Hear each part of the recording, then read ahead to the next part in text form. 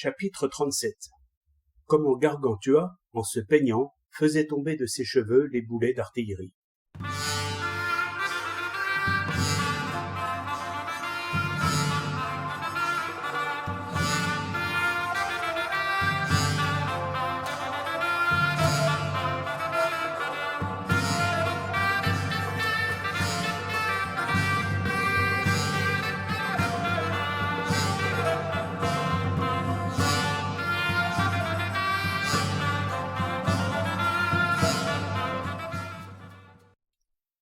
Ayant quitté le Val-de-Vède, peu de temps après, ils mirent pied à terre au château de Grosgousier, qui les attendait, brûlant d'impatience. À son arrivée, on lui fit fête à tour de bras. Jamais on ne vit gens plus joyeux, car le supplément au supplément des chroniques dit que Gargamel en mourut de joie. Pour ma part, je n'en sais rien, et je me soucie bien peu ni d'elle, ni d'aucune autre.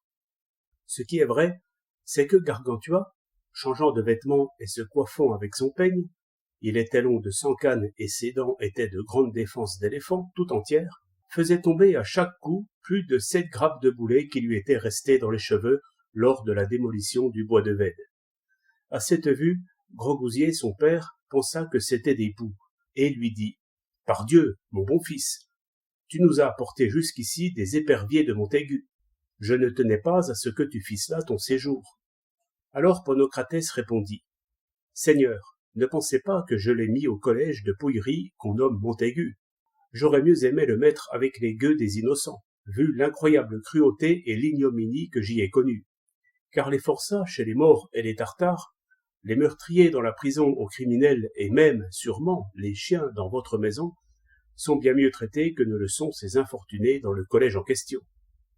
Si j'étais roi de Paris, le diable m'emporte si je n'y mettais le feu et ne faisais brûler le principal et les régents qui supportent que des traitements aussi inhumains soient exercés sous leurs yeux.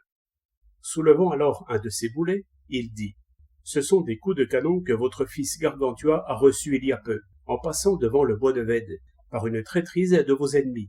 Mais ils en ont été si bien récompensés qu'ils sont tous morts dans la ruine du château, comme les Philistins par une ruse de Samson, et comme ceux qu'écrasa la tour de Siloé dont nous parle Luc au chapitre 13. Je suis d'avis que nous pourchassions l'ennemi pendant que la chance est avec nous. L'occasion porte tous ses cheveux au front. Quand elle est passée, vous ne pouvez plus la faire revenir. Elle est chauve sur le derrière de la tête et ne retourne jamais plus.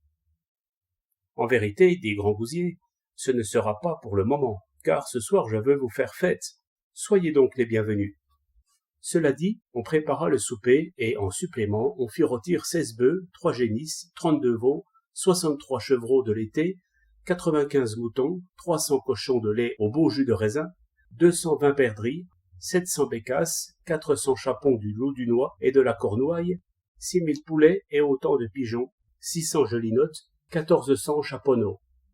Pour la venaison, on ne put s'en procurer aussi rapidement, à part 11 sangliers qu'envoya l'abbé de Turpenay, 18 bêtes rousses que donna le seigneur de Grandmont, et aussi 140 faisans qu'envoya le seigneur des Essarts, plus quelques douzaines de ramiers, d'oiseaux de rivière, de sarcelles, de butors, de courlis, de pluviers, de francolins, de bernaches cravants, de chevaliers gambettes, de vanneaux, de tadornes, de spatules, de hérons, de héronneaux, de poules d'eau, d'aigrettes, de cigognes, de canepetières, de flamands orangers, ce sont des phénicoptères, de terrigoles, de dindes, avec force couscous et des potages en abondance.